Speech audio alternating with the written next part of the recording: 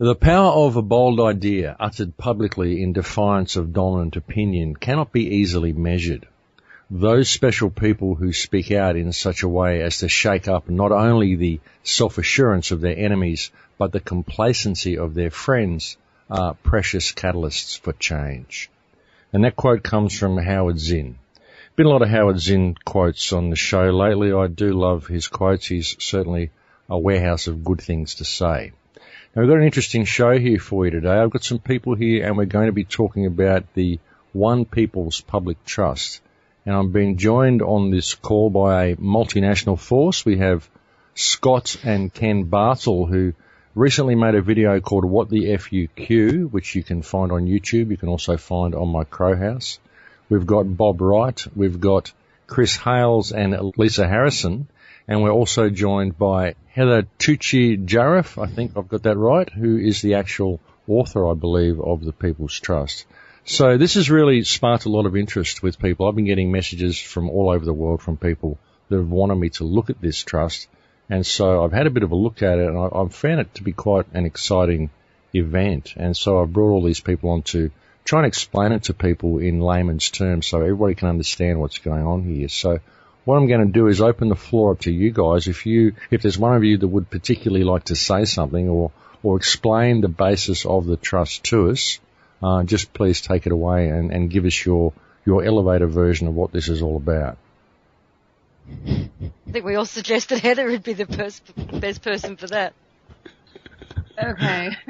Well, it could be Heather, or if you would like to read out the document that you had prepared, or whatever you've got, whatever you guys want to do that you think will reach the people in a clear enough manner so that people can understand what's actually going on here with this trust and what it means for them. I would ask that Scott and Ken take it from the human perspective and experience, and then I can fill in what the People's Public Trust did at the same process in a universal level. Would that be okay? Okay, sounds good to me. Right-ho. Thanks, Heather. Max? Right, well, I suppose the basic intro was I had a practical example where I was importing a car from the States over to Australia. And in that process, I ran into all sorts of roadblocks, specifically with the Department of Transport. And it took about 9 months to get that import approval finalised and actually get that piece of paper in my hands. In that process, I found all sorts of dramas and moving the goalposts along the way.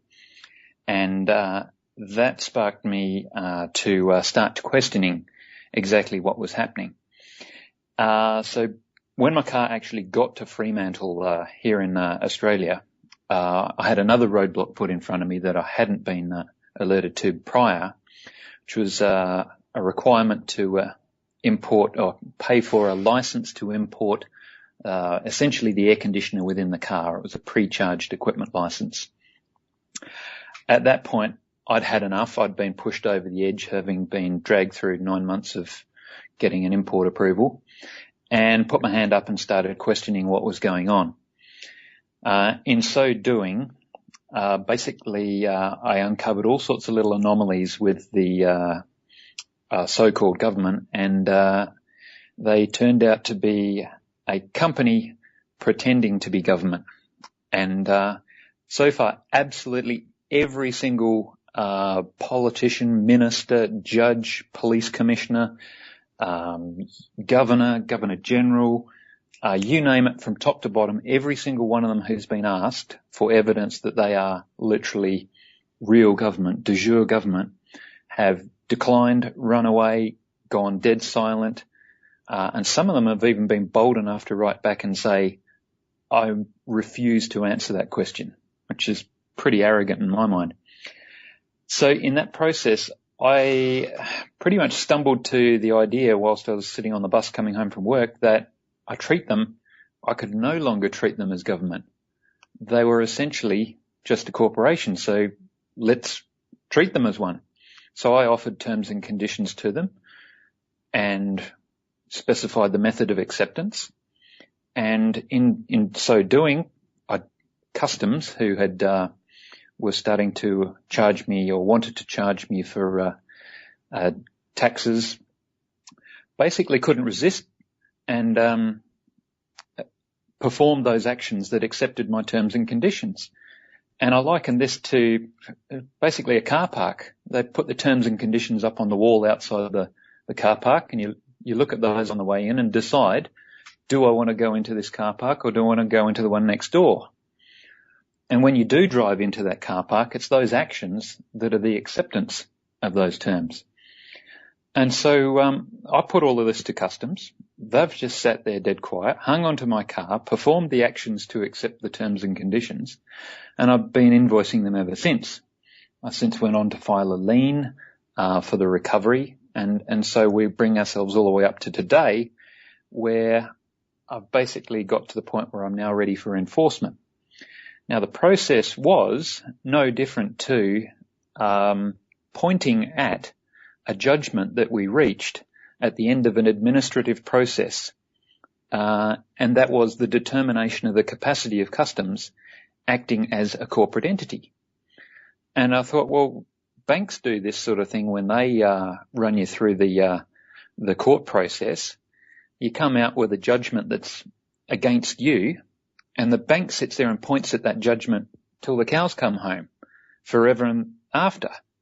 And they'll point at that judgment, and regardless of you huffing and puffing or jumping up and down and objecting, they just sit there and point at the court judgment.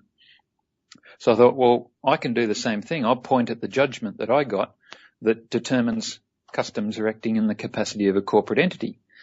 And that, I suppose, is the intro to where I got to with the One People's Public Trust, in as much as here are all these UCC filings that are the evidence that replace my judgment of the capacity in which these folk are acting. And in this case, now they're all foreclosed, and I can point at that and use that going forwards. Does that give you a bit of an intro as to how that works, guys? Yeah, that gives me an understanding of how you came to find out about all this. When you say you point to that and they're foreclosed, how does that work? How can they be foreclosed? Explain that to me. Well, I suppose the same process employed, but at a much higher level. While I was dealing with a let's just say small fry down the bottom end of the scale, a company pretending to be government down here in Australia.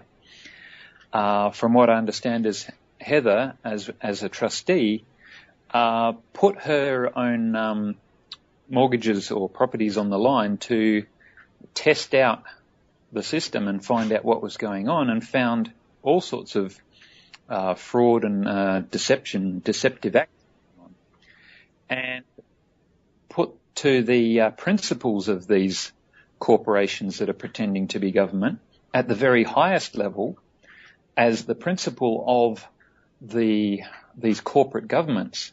And we're talking the likes of the Bank of International Settlements, Treasury, Federal Reserve.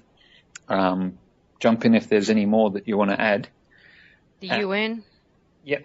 So we're going right to the top and putting the same thing to them in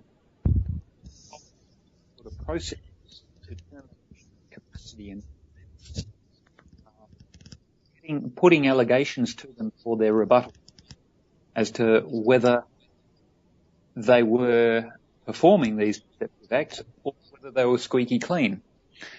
And same way, we reached a judgment where we say, oh, hang on, no, they have been performing these acts, which led to a process of foreclosure where you close them down. If that's my understanding, that's probably a good intro to Chris or Heather to jump in on that one.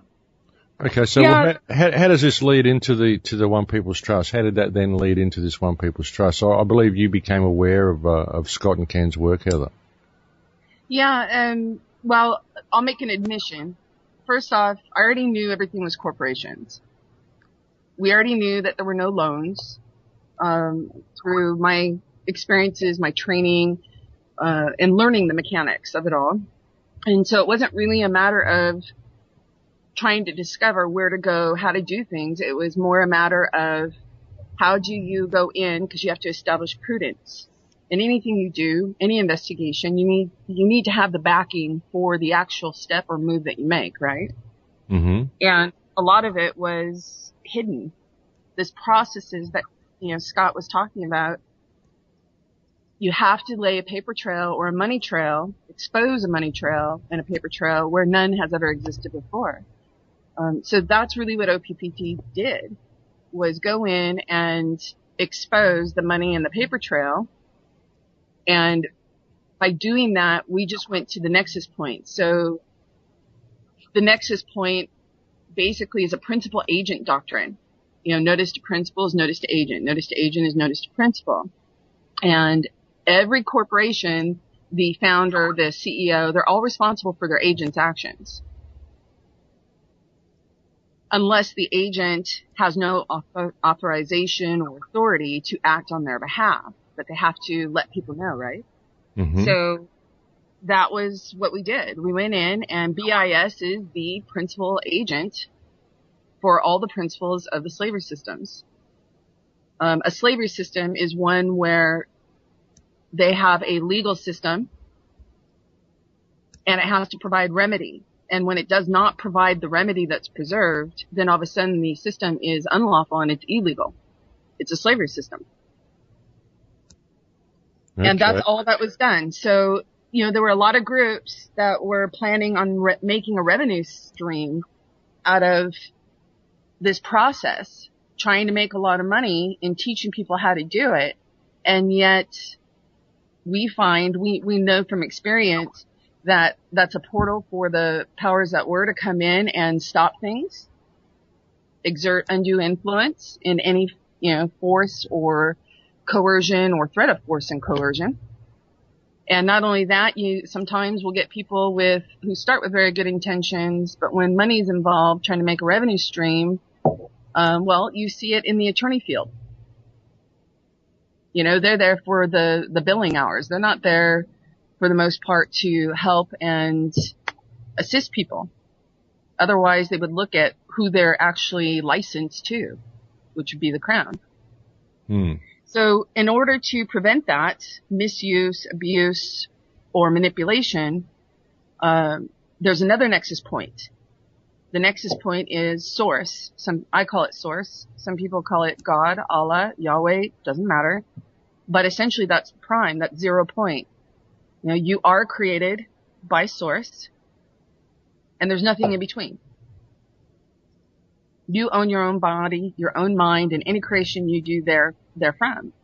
So we didn't go in to basically foreclose on everyone. All we did was establish for everyone's benefit, hey, we be. And we registered that. They would have to rebut that and say that they own you, they created you, or they otherwise somehow control you. Now they're not going to show that. They're not going to show the agreements, the treaties, the acts that have been done behind closed doors, because they admit the slavery system right there. So the foreclosure was a benefit of everyone being and registering their being, because it just collapsed that whole system. Okay, and you've kind of just done this by lodging this as a UCC filing, haven't you? Because I was talking to some guys in Ireland about this earlier on in the day, and they said, oh, this sounds great. I kind of gave them my skeletal understanding of it.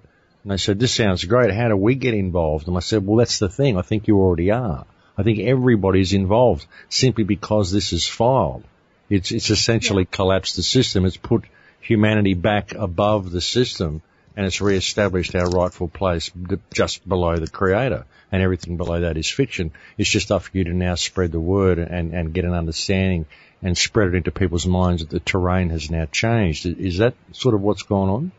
Yeah, that's exactly what's going on. The UCC is the supreme law of the planet. They say it's a constitution, but that's just to keep you in the distraction. Constitution is just a contract, but you guys aren't signatories to it. None of us are, except for those that sign on the dotted line. So the UC, what they did was they uniformed everything in order to make a very precise and effective transfer tracking mechanism for the powers that were and their quote unquote holdings. which include birth certificates, which include land titles, and they're all illegally begotten. So nothing can be born of a fraud. So the UCC is actually a nexus point where everything is put under it. The Federal Reserve was put under it. All the central banks were put under it. The BIS was put under it. All of the quote unquote countries, nations, states, cities, everything was put under it. And they tried to hide that fact. And when you walk in and you say the UCC, you'll hear judges play off a script that they've been given saying the UCC doesn't apply. Yet, when you go into a criminal court, for instance, on the top of a complaint, a charge, a criminal charge, it'll say Uniform Criminal Court Docket, a UCC docket. So the UCC is the only place you have to register. It's called Notice by Public Registration, and you only file into a UCC. Well, UCCs are hard for most people to even get. It's a whole language above and beyond itself. So in order to make sure that people didn't make a mistake and spend a lifetime going through what Scott went through or others went through, we were able to go in under God, Allah, Yahweh, Source, First Source, whatever you want to call it, and register everyone's being, and it just collapsed everything else. So okay, it is applicable everywhere. So this is already in place, and it isn't like people have to go and sign up for anything. It's already in place. They just have to become aware of it, basically. It's already in place. The only thing you guys have to do now is just be and do what you be. So this document that Scott, Ken, and Chris worked on, it's beautiful because it says, here's a courtesy notice. You've already been noticed through the proper public registration system that you all were registered under.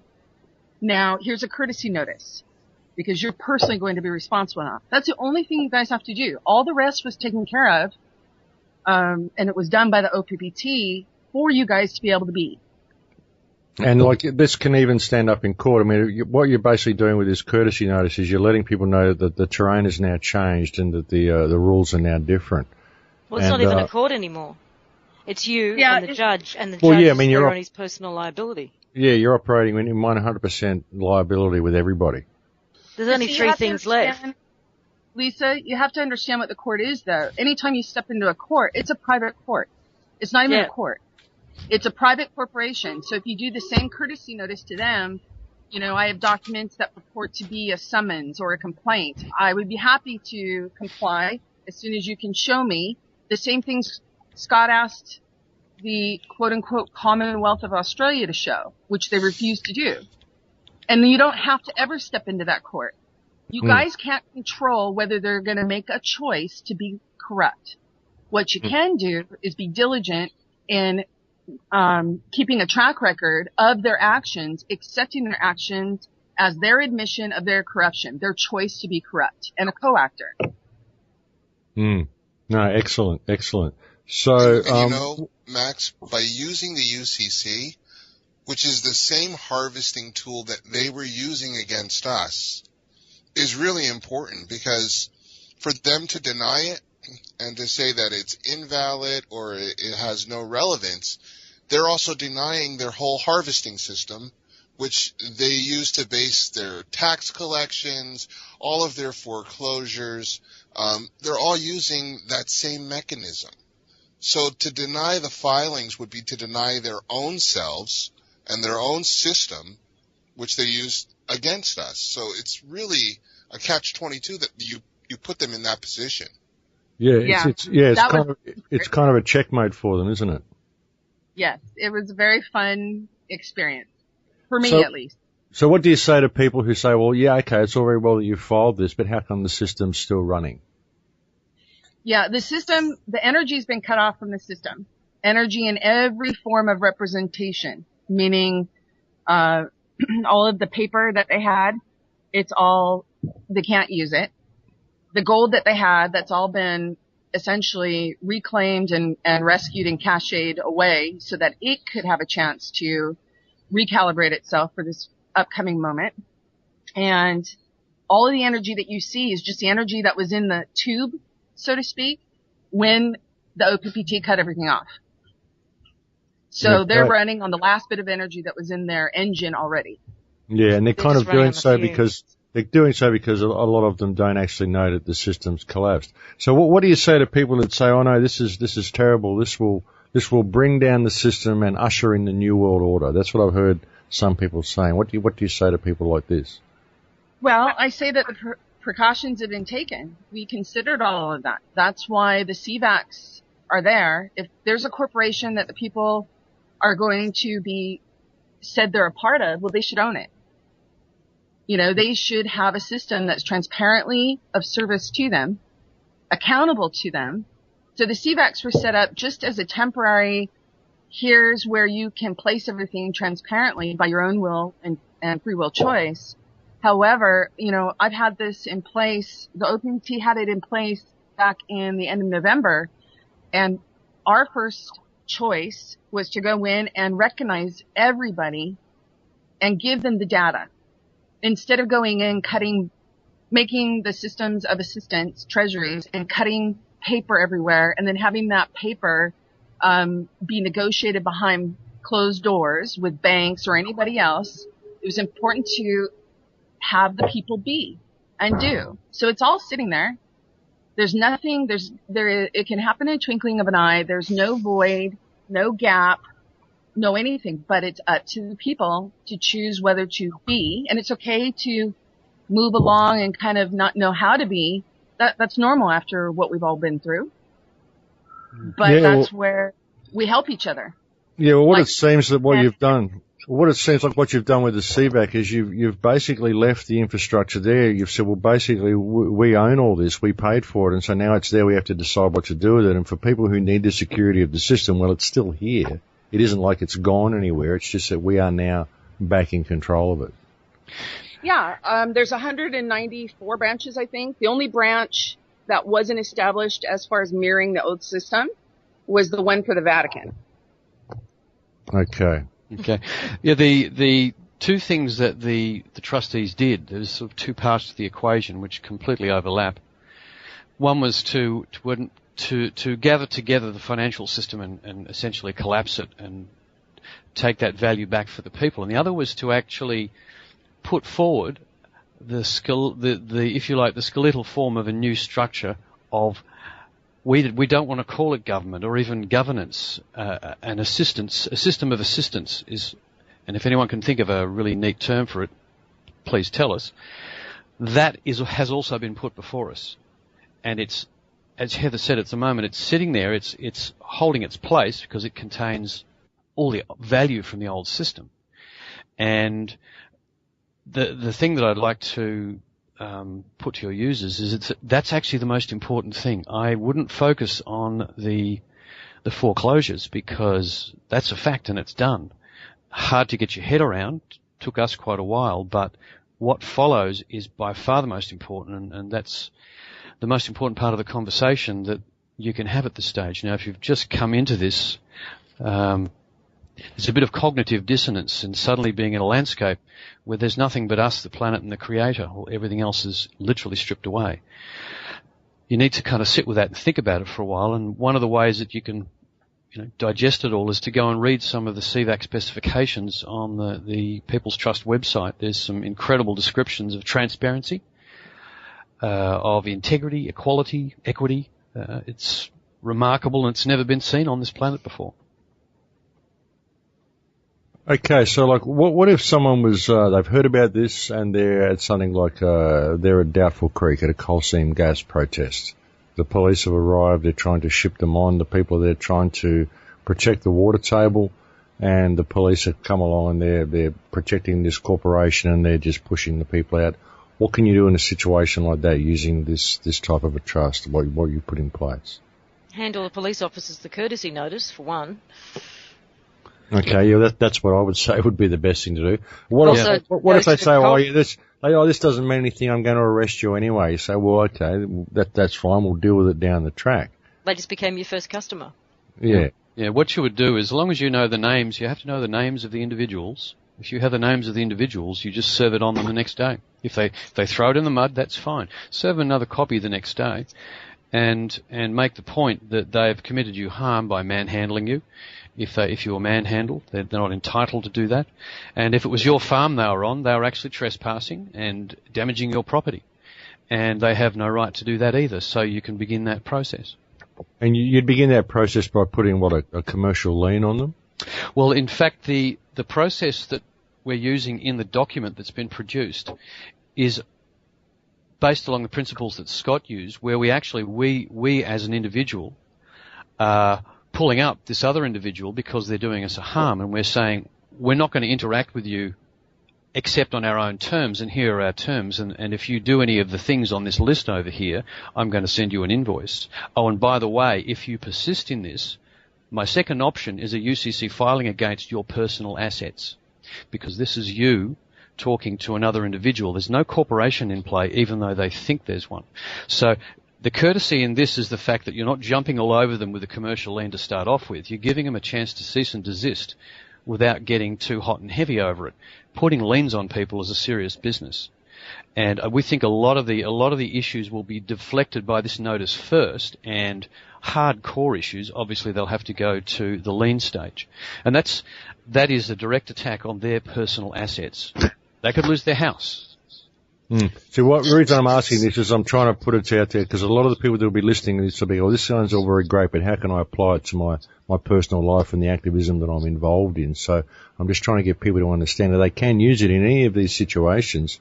You can use it. So it is such a beneficial thing. I mean, it really does seem like the light at the end of the tunnel. It almost seems too good to be true.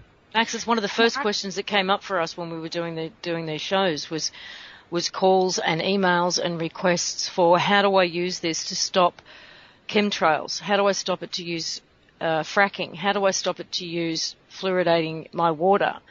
And I'd love Heather to address it because there's a lot of activism going on right now for a lot of different reasons all over the world. Well, and okay, these are great points because it comes down to the point of being, right? And the point of doing. And absolutely. There's so many people being and doing out there that you don't hear about. And that's there's so many people being and doing out there that you don't hear about. And that's part of their agenda is to distract people or make sure that information doesn't come out. So I had an email the other day from a person that was being and doing by the UCC process, by the way. And he was a manager of a financial fund, a trust, and they buried him in a maximum detention facility to keep it quiet, along with a whole bunch of other people that have been being and doing. So I don't know if you guys have seen that movie, The Guardians. It's a kids animation film. They had this globe where all these lights showed up, and each light represented a child that believed. And each of these lights would just go out as the kids stopped believing. And their job was to basically make that globe light up again. And I really believe that if people know how much being and doing is going on, and they're able to have a visual representation of that being and doing where they can click on those dots of lights and see a blurb or a summary of that story, they may have more courage. You know, when I was in the investigation, I was in a courtroom, and the courtroom is just a theater. And everyone's playing their part. And at the time, I was an officer of the court, a registered licensed officer of the court. And I had 2 hearings that day. And I had been forewarned by my banking contacts that they were going to use that license to essentially throw me in contempt and into jail. And so I canceled the bar license because I knew I couldn't use it to clean things up from within. So I canceled it. The best way I knew how to help was to walk away from that old system. And that next morning went up and had prepared the night before saying you're a public officer. You should have a bond and an oath per your own statutes. And the judge got very upset. I wouldn't let it go. I was strutting around the courtroom, playing the part to the hilt, and he called the cops up, the sheriffs, who I had worked with as a prosecutor for many years. And the sheriffs were all standing up there, and I said, perfect timing. You guys came in. I gave them the statutes for them to be able to do their job. He's pretending to be an officer of the court. He doesn't have his bond and his oath. He says he admitted he didn't have his bond and oath on the record. I asked the court reporter to replay it back. She just looked flabbergasted and frustrated, turned beet red. The judge turned beet red, and the sheriff just sort of shrugged. Well, I said, okay. So we went through the whole scenario. Everything finished. The judge stormed off the bench, granted the bank their thing. The court reporter actually stopped reporting. She refused to report anymore. And as we left, I knew I had the next hearing to do, and I knew that the bank handlers and the bar handlers were going to be on the phones with the judge that was just handled, as well as the judge for the hearing coming up next, to figure out what to do. And I knew that the sheriffs would be called back up. However, my question was, would the sheriffs actually come back up? Because when they don't perform their job, it's a felony under their own laws, right? So we go in there to the next hearing, and essentially all the judge could sit there and do after her little rant and rave was turn to me and say, what happened? You used to be one of us. And she was a go-to judge for the bank, and she was beeping for the sheriffs. Her and her clerk, it was funny, they caused such a distraction because they were beeping for the sheriffs, and yet they weren't showing up. And I found out later the sheriffs decided not to show up because they had received legal advice that they were liable if they did and they didn't do their job. So it's a matter of being and doing. Yes, this is not the easiest choice because of the ramifications. We have a public trust advisor, legally bonded, who is sitting in a prison right now, who helped ferret all the UCC process out, who's had Washington, D.C. and all of its international equivalents in a tizzy to figure out what to do. And you know what the response was? The response was to have the UCC permanent editorial board take the very process that we did and change the laws as of July 2013 to just have the process go through so they don't even have to take you into courts anymore because the courts are failing. The courts are too much exposure for them. Okay, well that could be pretty shocking. So what do you do in a situation like that where there's this guy in jail? Is it this guy who's been helping you ferret out all this information to do this? Yeah, let's just say he is a man, he's a former minister, young guy with a beautiful family, and he just knew what he'd be, and he wasn't going to back down from that. And he asked the same question Scott did. He started out pretty abrasive in the beginning, and then luckily he had a really great guide who was able to tell him do it very, very gently, very kindly, but very firmly. Just say, this is who I am. This is the law I'm operating under. This is my standing and authority. Now what is yours?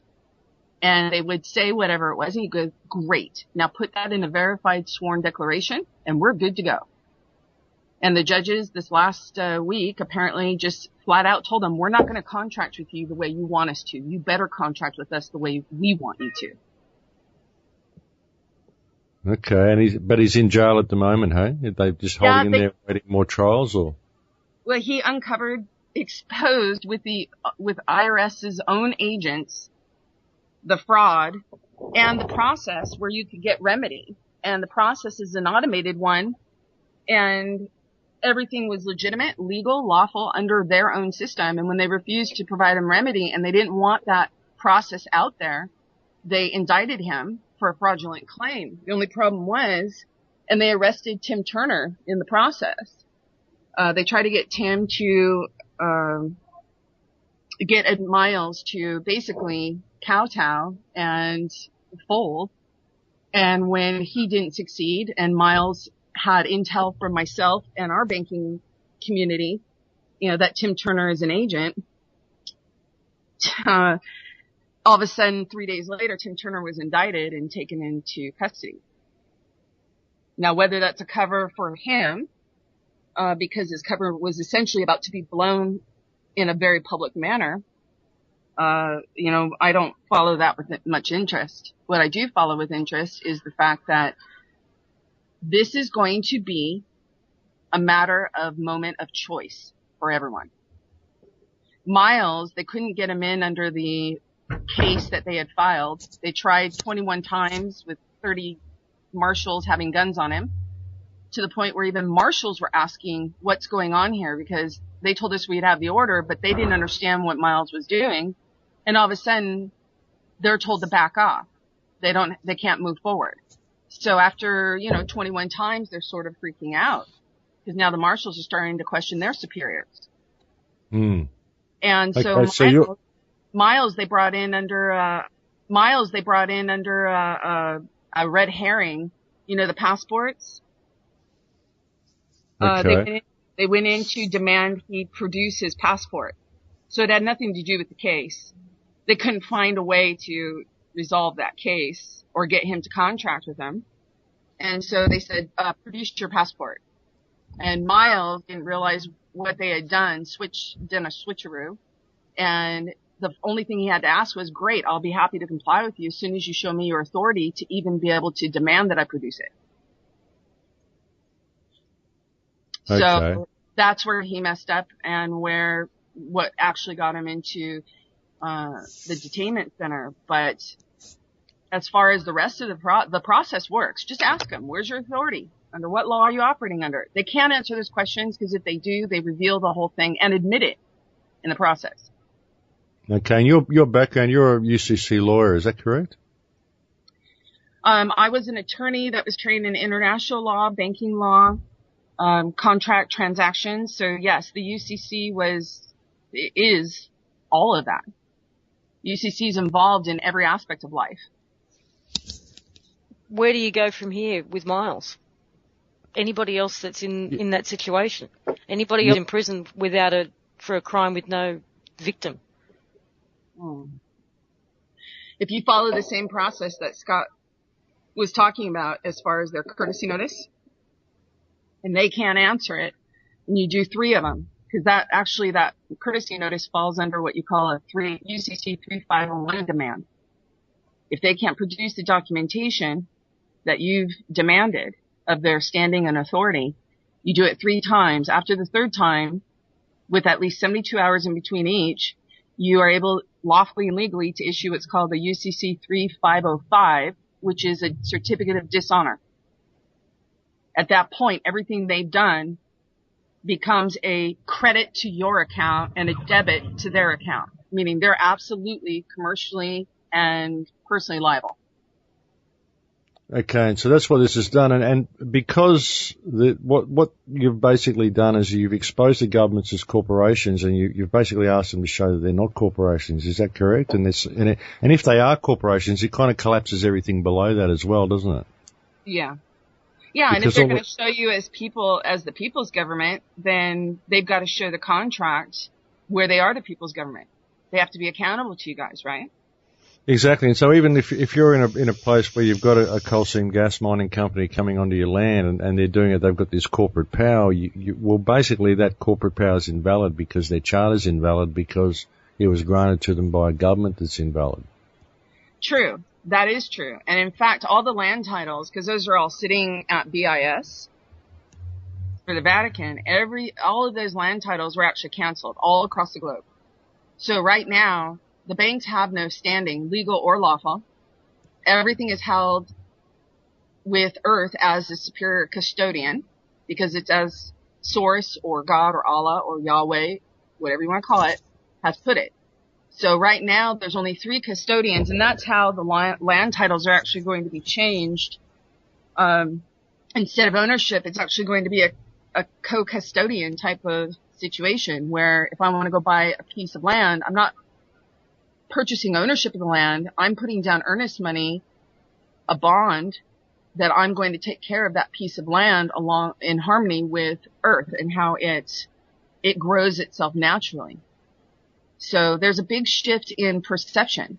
So people will still be able to have their experiences on their properties and be responsible for the properties. But at the same time, it's not going to be in a slavery type of system which the powers that were had created. And besides, people don't even own their own lands. When you actually sign a deed of trust, and a promissory note, you actually are signing a landlord-tenant lease. If you read the different provisions, you'll find most of those provisions in the landlord-tenant lease section of the UCC. And you'll find the gifting language from the UCC as well. So you buy it, then you immediately gift it, and then you end up being a tenant on the property. Yeah, I've always thought the concept of land ownership was a bit strange anyway. I mean, we're only here for a little while. I think we're more like custodians than owners of anything. Well, anybody who's stopped paying their rates has found out how quickly they don't own the place. Well, yeah, that's true as well. I mean, you never stop paying for it. Well, I would also like to disclose, the person that helped me understand what all that was actually a trustee of the Rothschild's family holdings. So there are many people within the system who are actually working to make sure you guys know what's going on. Okay, that's good. That's good. Well, the information's certainly getting out there. I mean, we knew this was going to be a time of change this year, and it certainly seems to be happening. And this is a really, really a ball in our favour. I mean, this is, like I said, it's almost too good to be true. It's fantastic to see it happening, and it really does apply to everyone. And it really does collapse all of these corporations right down the line, doesn't it? And puts people right back on top. We just have to decide what to do with it, and that's what you've attempted to do with the CVAC, isn't it? Yeah, the CVAC was just something so that you could recognize it for what it was replacing, but at the same time leaving a very open structure for the creativity. You guys are so creative. I mean, the things that I've seen since OPPT made things publicly known, or the opportunity for it to be publicly known, that creativity is just awe-inspiring. It's beautiful. So we didn't want to lock it down and tell people, this is what you have to be, this is how you have to do. Instead, we just said, here's a safe and guarded place for you to be and do as you choose. Just don't damage anybody else. Yeah, well, that's the beauty of it. And you're preparing more documents at the moment as well, which would be, like you said, the courtesy notice. And there's also one that you're preparing, I believe, for people who are already a bit entangled in the system, and you're going to make them available soon. Yeah, it's just a revision of the language a little bit to address the present moment, and then to put them in the same place as this courtesy notice that just came out puts them in, which is IB, and you've got to show me, you got to rebut the specificity and particularity that I don't be. Yeah, okay, and it's kind of like what Scott's done. Just show me who you are. Who are you people that I'm dealing with, and show me that you have any more power than the Creator. I mean, I've said this on so many shows that their whole legal system is based on ecclesiastic law. It's all based on biblical law, basically, and yet they're claiming they're a higher authority than God with what they do to us. So how do they have a legal system if they're claiming it's based on biblical law, but they're claiming they're a higher authority? It sort of cancels itself out, doesn't it? Yeah. And as Bob was saying earlier on, I mean, they can't rebut this. They can't invalidate this UCC filing, because if they do, they invalidate their entire system. So then what have they got? They've got anarchy, and they don't want that. Well, they have to show all the dirty agreements that they made all the way around to own and control and manage you. Okay, so where do we go from here? Where do you think this will take us? Well, this takes us into transformation. And that's one of the conversations we've had in the past month have proceeded from kind of gobsmacked that the system had been foreclosed upon and shut down and just stripped away, to examining the CVACs and seeing how they were defined, to considering how it is we're going to get from where we are to where we're going, because that's actually the bit that scares most people. But in the conversations we've been having, we think we're developing a picture of how that might take place. And if we can give a few minutes to discussing that, I think that will get people thinking. And Ken, I'll get you to jump in a second, but essentially what we're seeing is there's two kinds of transformations. Essentially, there's a personal transformation. There's 7 billion of us on the planet, and there's going to be 7 billion different personal transformations as we step from one system to the other. And the other is the transformation of what were former corporate entities, of which the planet has hundreds of thousands basically people structures with infrastructure doing things, and how they will reorganize and into what. And the picture we're forming is this, that whole industries, when this transformation starts to kick in and people start moving from operating in a a foreclosed corporate fashion to the CVACs, they will turn from corporations into cooperatives. And in the process, they'll shed the excess parts of the system, parts of, say, the auto industry that they don't need, because you won't have competition. You don't need a corporate structure because you're not enriching the shareholders. Everyone's assigned an equal value under the concept of the CVAC, so there's just no rich and no poor. There's just equitable humans. So what are we building cars for? What are we building so many for? So you'd see industries where they'd shed a proportion of companies completely, and the rest would reorganize into cooperatives, and they would make the most brilliantly built cars ever seen on this planet, because instead of being in a predatorial commercial mode of operation, they'll be in a cooperative, creative mode of organization filled with people who actually want to be there. And I think that example will cut across all of what we consider to be the major industries of the planet. Won't take it's going to take a while. Let's be absolutely clear about that. But the first thing I see going is all of the corporations that don't provide a service or a good that we actually need. They'll just go. They'll be the first thing that just disappears. Yeah, I'm talking about the ones that will stick around are the ones that make useful stuff. All of the stuff that feed off the process, they're gone. They're already gone. Well, and there's one other point as far as what Chris said. That's all absolutely correct. But there's one other part that is preserved, and that is for those who just want to be in their own space. You don't have to be part of a co-op. You can just be how you choose. Some people will love and enjoy the fun of doing and being with others that are like-minded. The point is to have that opportunity for all the opportunities, all the data to be put on one table and let people choose as they want to be. That's the hardest thing people have to get their head around, I think. I mean, I can't tell you how many times people have said to me, when they're trying to get their head around a new financial system, or that we're all equal, or things like that, well, it's not fair if someone can survive by sitting around on the couch watching telly all day, and others are contributing to society. And I personally think we should all take 3 months holiday, but out of the system. See, that's kind of the point. You get out of the system what you put into it.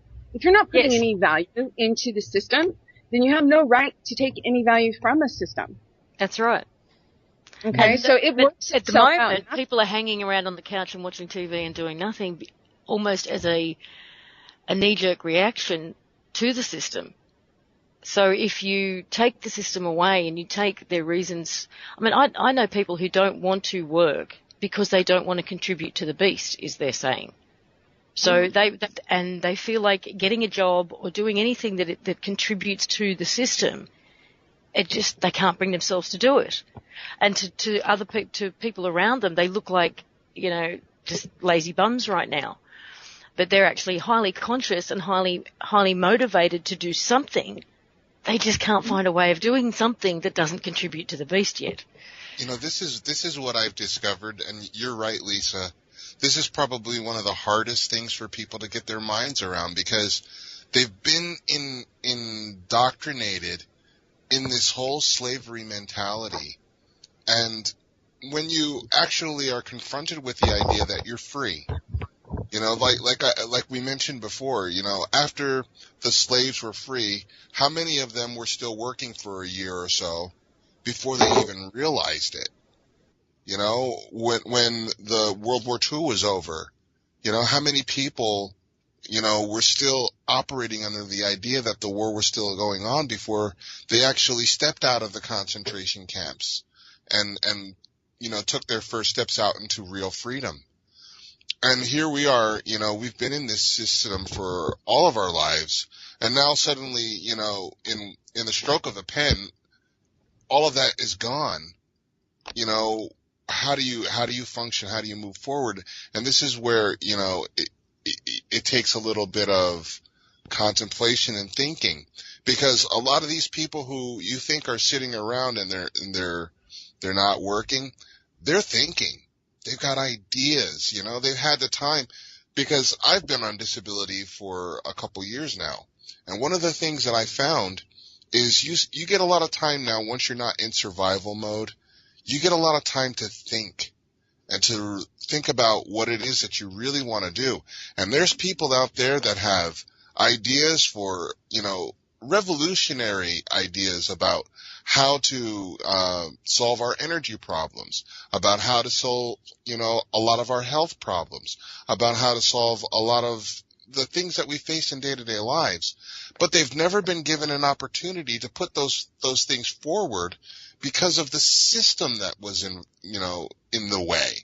Lack of money, lack of funding, lack of, support, lack of exposure. And now all of these things become possible, to introduce without the system being there. And we're learning right now how to operate that way, with this new mentality, you could take the man out of slavery, but to get the slavery out of the man and to actually get them to be free and to recognize their own, divinity before God, that there's no authority that stands between that. Yeah, that's the hard part, isn't it? There's a lot of people that find freedom to be very, very scary. And what do you do with these people? What do you do with people who actually want the system to stay there because they want a parent, I mean, the way I see it with the CVAC that you've got there, that will kind of cater for this, and people will be able to sort of make a gradual transition if they would choose to. Yeah, well, you've heard the difference between involuntary servitude and voluntary servitude, right? Oh, of course. Okay, so essentially, we knew, the OPPT, the trustees, we all knew that some would choose slavery, meaning they would choose to delegate the responsibility, because that's all it is. You're just delegating your responsibility of being and doing to someone else. And yet, if you do that transparently and you agree to the terms and conditions of how that's going to be and how that's going to be done, then all of a sudden you have something that's lawful and legal. If you have all this deception and all this non-transparency, that's where you get the involuntary servitude and the unlawfulness and the illegalness. Does that make sense? Absolutely. So the CVAC actually presented the opportunity for it all to be there. Those that aren't comfortable at the moment of being and doing, responsible and consciously, they have all these others who are willing to do it for them. But there's got to be a value for value exchange, right? Mm-hmm. So that's what it is. However, we had this conversation with bankers all day long. The bankers don't think anyone's competent or of capacity, that they're ignorant and stupid, and that if you give them $1,000, it'll be gone in a heartbeat. Well, maybe 5 years ago, maybe even a year ago, maybe even 6 months ago. However, at this point, they created conditions by their own free will choice that have gotten people to the point of precipice. Either I'm not happy. Everyone is so not happy, and the contrasts are so obvious that even the most asleep, the one that's in coma, understands it's not working for them. Yeah, so well, that's what the feedback says. Well, yeah, that's why this seems to be so attractive, and that's why I see this as such a great move, and I really love what you guys have done. Well, yeah, that's why this seems to be so attractive, and that's why I see this as such a great move, and I really love what you guys have done. We've got about 7 or 8 minutes left. Is there anything you'd really like to say? Anyone would really like to put some message across? Well, I'd just like to say that the thing that scares people most is the feeling that the system's being kind of pulled out from under them. But what we ask you to do is stop and think and read the documents if you can, because there's a lot of information in there that will highlight just how transparent and how equitable everything is. Where are the documents, Chris? What are the websites that people can go to find out the information about all this? Okay, well, we've got the People's Trust 1776.org. That literally, as written as it's spoken, People's Trust 1776.org. That website was meant for legal disclosure, and it's not a general information website. But the documents, the core documents, are all there, and if you're inclined to read them, I'd highly recommend it. But what I wanted to say about it was that some people express that this will unleash anarchy, and I say absolutely not. I think get them to sit down and think about it for even 10 minutes, and it's going to unleash creativity from one end of the planet to the other. you won't be able to hold people down. They will just say, this is what we've been waiting for. This is how we can actually take and create a community that's absolutely our own. And yes, we've got to take responsibility for it. Yes, we've got a lot to learn. But this is our chance to actually be and do something really human instead of just living at the behest of a small group of people who want to do it entirely for their own benefit. And we can break completely away from that, and is, as Heather says, in the twinkling of an eye. Well, yeah, and the other website I believe is optin.com. That'd be OPPT in.com. And Lisa, do you want to point out the 2 radio shows we're doing during the week? Sure. Every Monday night in the US at 7 o'clock on Freedom Reigns channel on Blog Talk, and which is, I think, 11 a.m. for Sydney, the east coast of Australia. And 7 o'clock Eastern Standard Time. 7 o'clock Eastern Standard, thank you. That's called The Opt-In Show on Freedom Reigns. And on Tuesday evening in the US at 8 p.m. and 12 midday for Sydney, we have the Collective Imagination Show. And the Opt-In Show is very much focused on updates, process, the documents themselves, and education. And then on the Collective Imagination Show, we tend to have the deeper, larger discussions around what this all means for us on an individual level, on a collective level. You know, the questions about what do we do now with these CBACs? What do we do with the powers that were? What do we do? What is self-governance? You know, so we sort of ask all of those questions. And yeah, because it really is new terrain. We're entering into a completely new terrain now, aren't we? And it's still part of the learning process, isn't it? It is. The answer to all those questions, Lisa, is being and doing. Exactly. I really enjoy the moment that you will understand the absolute context of your being and your doing and the power of it.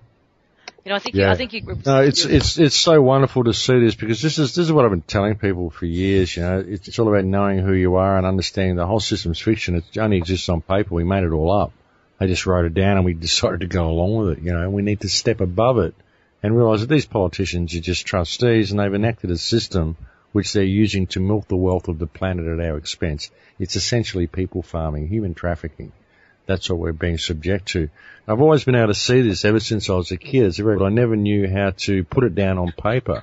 And that's why I love what you've done, Heather. You've managed to just put this down because of your legal understanding, and you have this spiritual understanding to go with it. And it seems to be so fitting for a mother to have done this. As I said earlier, the return of the divine feminine. And it just seems so fitting that this is sort of come from, you know, essentially the actions of a woman has been a major catalyst in this, and that's really good to see. And I really do want to have you on again. I'll have to have maybe each of you on separately to give us the whole lowdown of what each of you are doing, because I love the work that all of you are doing on all of this, and it's a real milestone, I think, and it's wonderful to be a part of it. Thank you, Max, Max. we've not seen anything take hold like this.